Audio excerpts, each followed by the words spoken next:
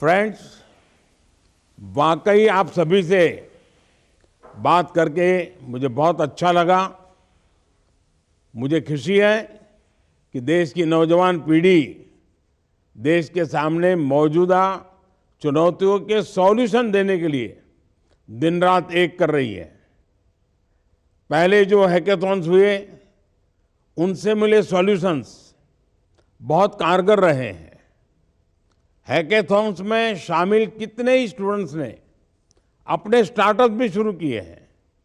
ये स्टार्टअप्स, ये सॉल्यूशंस सरकार और समाज दोनों की ही मदद कर रहे हैं। ये आज इस हैकेथॉन में शामिल हुई टीमों, हजारों स्टूडेंट्स के लिए भी बहुत बड़ी प्रेरणा है।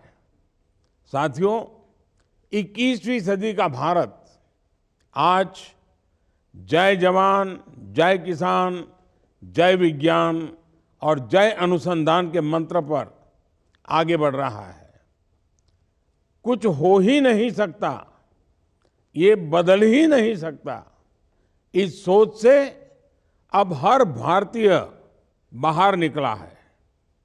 इसी नई सोच के चलते बीते 10 वर्षों में भारत 10वें नंबर से 5वें नंबर की इकोनॉमी बना है। आज भारत के यूपीआई का डंका पूरी दुनिया में बज रहा है। कोरोना के महासंकट के दौरान भारत ने मेड इन इंडिया वैक्सीन बनाई। भारत ने अपने नागरिकों को मुफ्त में वैक्सीन भी की प्रक्रिया भी पूरी की और दुनिया के दर्जनों देशों को भी वैक्सीन पहुंचाई। साथियों, आज यहां यंग इनोवेटर्स और अलग अलग डोमेन्स के प्रोफेशनल्स मौजूद हैं। आप सभी समय का महत्व समझते हैं, तय समय में लक्ष्यों तक पहुंचने का मतलब समझते हैं। आज हम समय के एक ऐसे मोड़ पर हैं जहां हमारा हर प्रयास अगले 1000 साल के भारत की नींव को मजबूत करेगा। आप इस यूनिक टाइम को समझे। ये समय यूनिक इसलिए है क्योंकि कई फैक्टर्स एक साथ आए हैं। आज भारत विश्व के सबसे युवा देशों में से एक है। आज भारत में विश्व का सबसे बड़ा टैलेंट पूल है। आज भारत में एक स्थिर और मजबूत सरकार है। आज भारत की अर्थव्यवस्था रिकॉर्ड तेजी से आगे बढ़ रही है। आज भारत में साइंस और टेक्नोलॉजी पर अभूतपूर्व बल दिया जा रहा है। साथियों, ये वो समय है जब टेक्नोलॉजी हमारी लाइफ का एक बहुत बड़ा पार्ट बन चुकी है। हम सबके जीवन में टेक्नोलॉजी का जो प्रभाव आज है वो अतीत में कभी नहीं रहा। स्थिति ये है कि एक टेक्नोलॉजी के साथ हम पूरी तरह सहज भी नहीं हो सके तब तक उसका एक अपग्रेडेड वर्जन आ जाता है। इसलिए आप जैसे यंग इनोवेटर्स का रोल बहुत ही इंपॉर्टेंट है।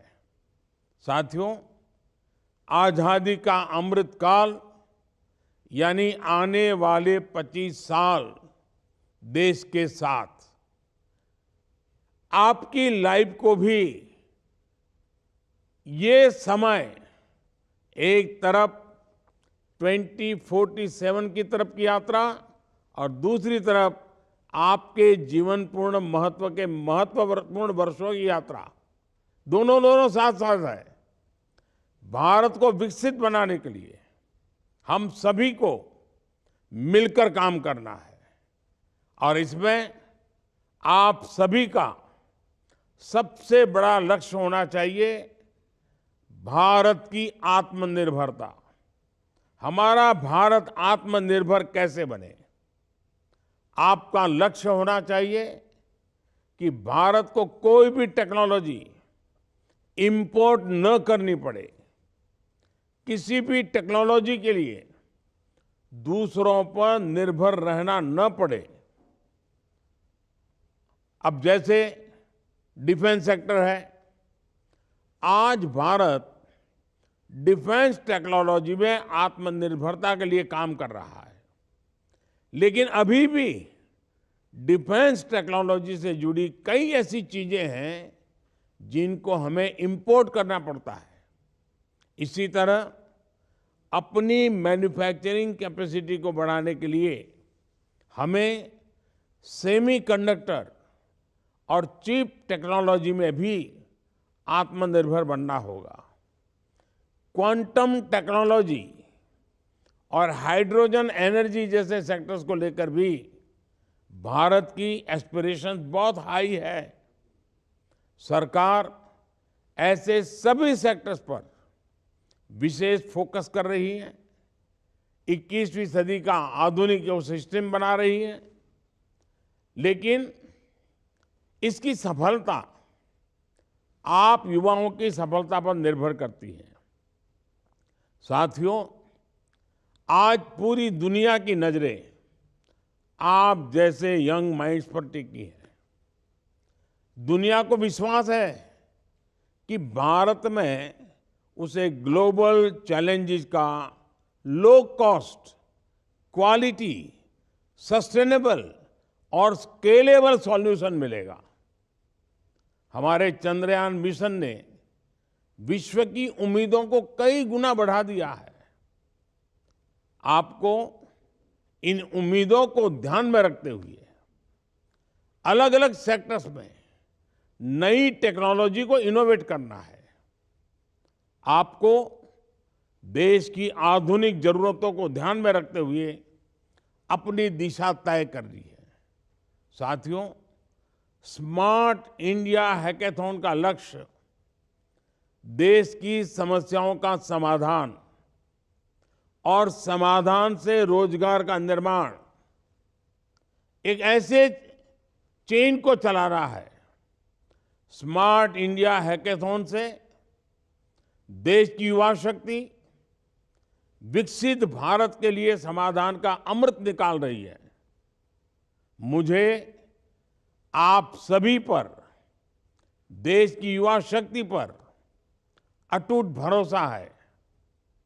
आप कोई भी समस्या देखें, कोई भी समाधान ढूंढे, कोई भी इनोवेशन करें, आपको विकसित भारत का संकल्प, आत्मनिर्भर भारत का संकल्प, इसे हमेशा याद रखना है। आप जो भी करें वो बेस्ट हो।